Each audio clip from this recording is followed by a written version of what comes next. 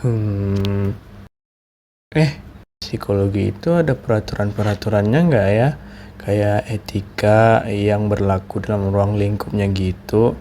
Kira-kira ada nggak ya? Maksud kamu etika dan ruang lingkupnya? Sini.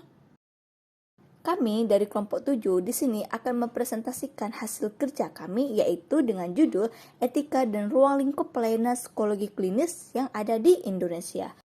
Nah, anggotanya dengan saya sendiri, Mutia Adnanski. Saya Hima Fauzia. Saya Dina Pemati. Dan saya Aksa Sabarusi Azhar. Selamat menyaksikan.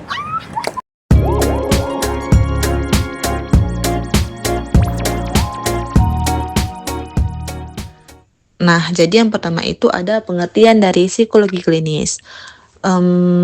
Apa sih itu psikologi klinis?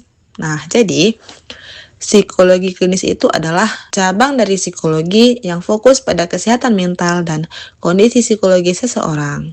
Kalau kita dengar kata klinis, mungkin langsung terbesit kan di pikiran kita itu orang yang punya gangguan berat. Padahal sebenarnya nggak selalu seperti itu. Nah, psikologi klinis ini juga membahas masalah sehari-hari seperti stres, kecemasan, overthinking, atau kesulitan dalam menjalani kehidupan. Nah, di dalam psikologi klinis ini, kita juga mempelajari berbagai aspek, mulai dari kepribadian seseorang, bagaimana dia berkembang dari kecil hingga sekarang, sampai kemungkinan adanya gangguan psikologis terhadap jiwa seseorang tersebut. Dan yang terpenting itu, kita nggak cuma melihat masalah dari luar atau gejalanya saja, akan tetapi kita juga mencoba memahami orangnya secara menyeluruh. Dengan mencari tahu latar belakangnya seperti apa, pengalaman hidupnya gimana, dan bagaimana cara dia merespon suatu masalah.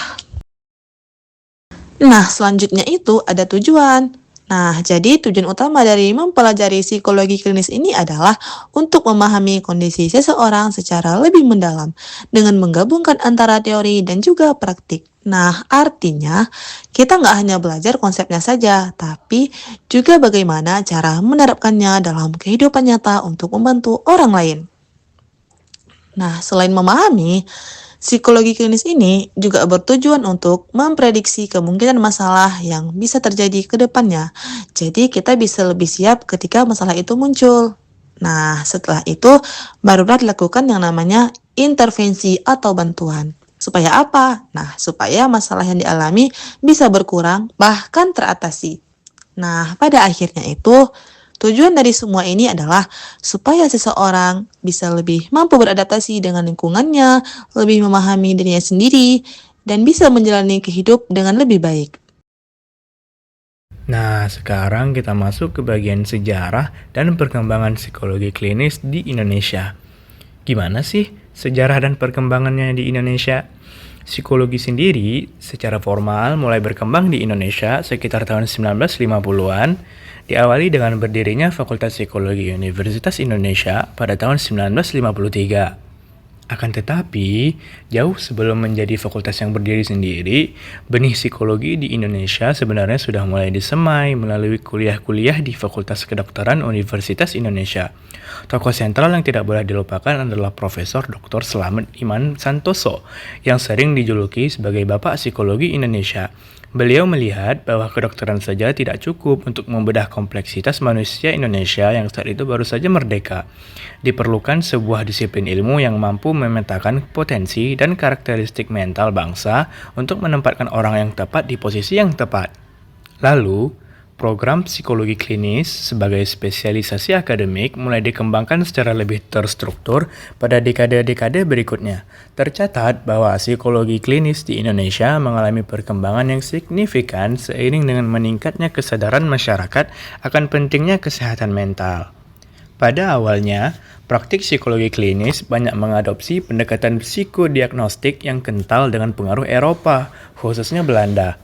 Namun, seiring berjalannya waktu, fokusnya mulai bergeser dari sekedar pengukuran inteligensi dan kepribadian menuju intervensi terapeutik yang lebih holistik. Para pionir di masa ini berjuang keras untuk mengadaptasi alat-alat tes barat agar relevan dengan norma dan budaya lokal masyarakat Indonesia yang sangat kolektif. Memasuki era 1980-an hingga 1990-an, psikologi klinis mulai memantapkan kakinya dalam sistem kesehatan nasional.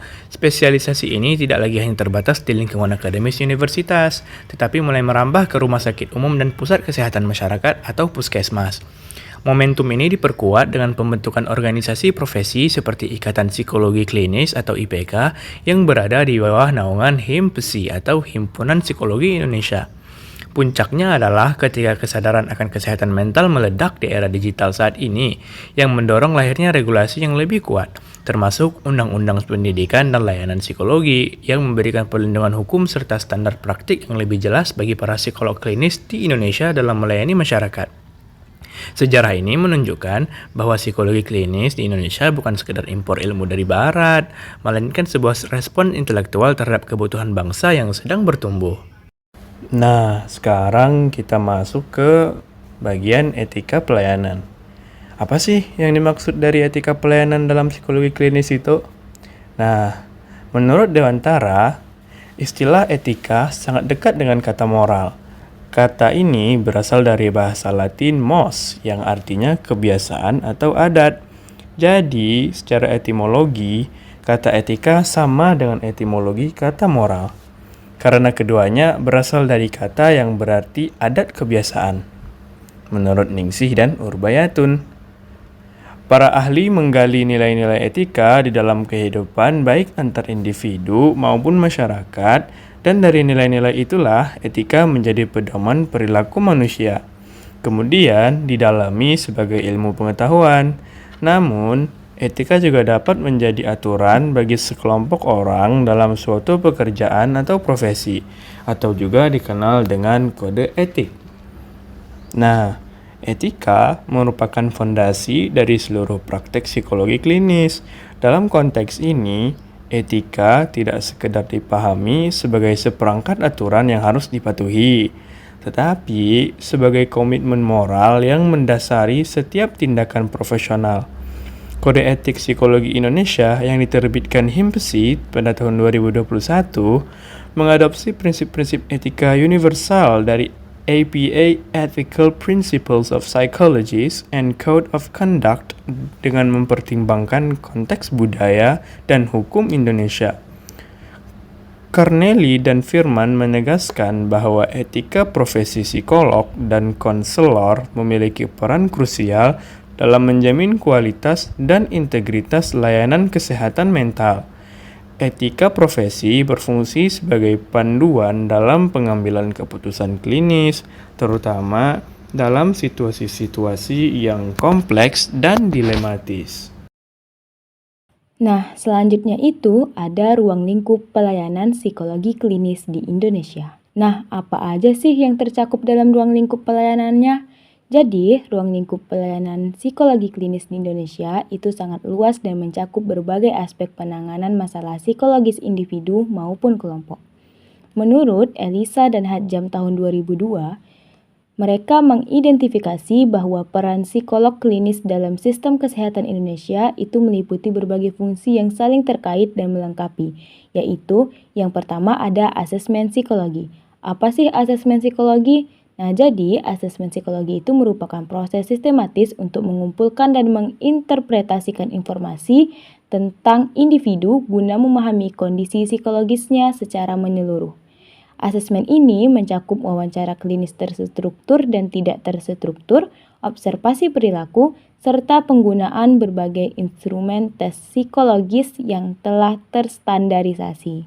Nah, yang kedua itu ada diagnosis psikologis, di mana psikolog klinis itu berwenang melakukan diagnosis gangguan psikologis berdasarkan sistem klasifikasi yang diakui secara internasional. Di Indonesia, diagnosis gangguan jiwa mengacu pada pedoman penggolongan dan diagnosis gangguan jiwa, atau disebut juga dengan PPDGJ 3. Nah, jadi intinya pada slide pertama ini membahas peran awal psikologis klinis dalam sistem kesehatan menurut Elisa dan Hadjam. Jadi, asesmen psikologis itu merupakan proses sistematis mengumpulkan informasi, baik itu wawancara, observasi, maupun tes untuk memahami kondisi psikologis klien. Nah, diagnosis psikologis itu menentukan jenis gangguan psikologis berdasarkan sistem klasifikasi internasional atau PPDGJ 3 di Indonesia. Nah, selanjutnya itu yang ketiga ada intervensi dan psikoterapi. Jadi, intervensi psikologis merupakan inti dari pelayanan psikologis klinis.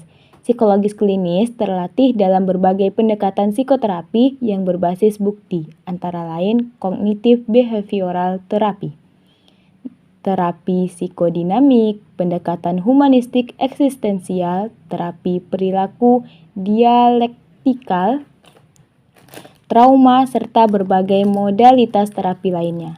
Nah, yang keempat itu ada prevensi dan promosi kesehatan mental. Jadi, psikolog klinis itu tidak hanya berperan dalam penanganan gangguan yang sudah ada, tetapi juga aktif dalam upaya pencegahan atau preventif dan peningkatan kesejahteraan psikologis. Nah, yang selanjutnya itu ada penelitian dan konsultasi. Psikolog klinis berperan aktif dalam penelitian ilmiah untuk mengembangkan pengetahuan dan metode intervensi yang lebih efektif. Selain itu, psikolog klinis juga memberikan konsultasi kepada berbagai institusi seperti rumah sakit, sekolah, lembaga pemasyarakatan, perusahaan, dan lembaga pemerintah mengenai berbagai isu yang berkaitan dengan kesehatan mental dan perilaku manusia. Nah, jadi intinya pada intervensi dan psikoterapi itu di mana layanan yang menggunakan berbagai metode berbasis bukti seperti CBT, EMDR, dan lain-lain untuk menangani masalah klien. Sementara prevensi dan promosi kesehatan mental itu tidak hanya mengobati yang sakit, tapi juga aktif dalam pencegahan dan peningkatan kesejahteraan mental. Kemudian ada penelitian dan konsultasi. Nah, di sini psikolog melakukan riset untuk pengembangan ilmu serta memberikan konsultasi bagi institusi baik itu rumah sakit, sekolah, maupun perusahaan. Oke, selanjutnya itu ada regulasi dan landasan hukum. Apakah psikologi klinis itu ada landasan hukumnya? Ada dong. Karena pelayanan psikologi klinis di Indonesia itu diatur oleh kerangka hukum yang komprehensif. Regulasi ini memberikan kepastian hukum bagi praktisi, perlindungan bagi klien, dan standar mutu bagi pelayanan. Berikut adalah regulasi utama yang mengatur pelayanan psikologi klinis di Indonesia. Di antaranya itu ada Undang-Undang Nomor 23 Tahun 1992 tentang Kesehatan, di mana di situ dijelaskan bahwa mengakui psikologi sebagai bagian dari layanan kesehatan nasional. Selanjutnya ada Undang-Undang Nomor 36 Tahun 2009 tentang Kesehatan, di mana berisikan tentang memperkuat posisi tenaga kesehatan termasuk psikolog dalam sistem kesehatan. Selanjutnya ada Undang-Undang Nomor 18 Tahun 2014 tentang Kesehatan Jiwa, di mana mengatur hak-hak orang dengan gangguan jiwa atau ODGJ dan penyelenggaraan pelayanannya. Selanjutnya ada Peraturan Perundang-undangan Nomor 32 Tahun 1996 tentang Tenaga Kesehatan, di mana dijelaskan bahwa mengakui psikolog secara resmi sebagai bagian dari tenaga kesehatan. Nah, selanjutnya itu ada Permenkes Nomor 45 Tahun 2017 yang mengatur izin dan penyelenggaraan praktis psikolog klinis secara rinci. Nah, jadi pada slide ini itu lebih kepada menjelaskan payung hukum yang menjamin kepastian dan standar mutu praktik psikologi klinis di Indonesia. Prinsip-prinsip etika. Apa saja sih prinsip-prinsip etika profesi psikologi klinis?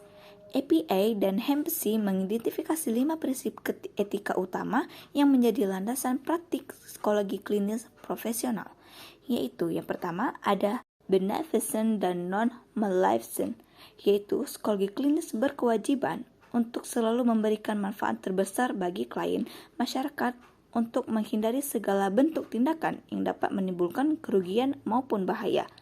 Terus yang kedua ada fidelity dan responsibility, yaitu psikologi klinis membangun hubungan profesional yang didasari pada kepercayaan, Psikolog bertanggung jawab tidak hanya pada klien secara individual, tetapi juga kepada masyarakat luas, institusi tempat bekerja, dan profesi psikologi secara keseluruhan. Yang ketiga ada integrity, yaitu psikologi klinis wajib menjunjung tinggi kejujuran, akurasi, dan transparansi dalam seluruh aspek praktik profesionalnya, termasuk dalam penelitian, pengajaran, dan pemberian layanan. Yang keempat ada justice, yaitu psikologi klinis berkewajiban untuk memberikan layanan yang adil dan setara kepada semua individu tanpa diskriminasi berdasarkan ras, etnis, agama, jenis kelamin, status sosial ekonomi, orientasi seksual, disabilitas, atau karakteristik lainnya. Dan yang terakhir ada respect for people right and dignity. Psikologi klinis menghormati martabat dan hak-hak fundamental setiap individu. Ini mencakup penghormatan terhadap hak otonomi dan self-determination klien, hak atas privasi dan kerahasiaan, serta hak untuk membuat keputusan yang berkaitan dengan diri mereka sendiri. Selanjutnya itu ada tentang kerahasiaan dan informed consent. Nah, dari semua itu ada juga loh tantangannya, yaitu dalam pelaksanaannya itu ada tantangan apa yang dihadapi nggak ya gitu. Praktik psikologi klinis di Indonesia menghadapi berbagai tantangan spesifik yang berkaitan dengan konteks sosial, budaya, dan struktural Indonesia. Pemahaman terhadap tantangan-tantangan ini penting untuk mengembangkan pendekatan etika yang kontekstual dan relevan. Di sini ada beberapa tantangan yang telah dihadapi, yaitu yang pertama ada keberagaman budaya dan etnis. Yang kedua ada stigma kesehatan mental. Yang ketiga ada ketimpangan distribusi psikolog. Yang keempat ada praktisi tanpa kualifikasi. Yang kelima ada layanan psikologi digital. Dan yang keenam ada integrasi nilai spiritual dan agama. Nah, itu dia hasil presentasi kami dari kelompok 7 mengenai etika dan ruang lingkup pelayanan psikologi klinis di Indonesia. Kira-kiranya kalian paham nggak ya? Kalau kalian nggak paham, kalian dapat bertanya loh. Silahkan bertanya ya. Fill me out with your smile, now the sunshine.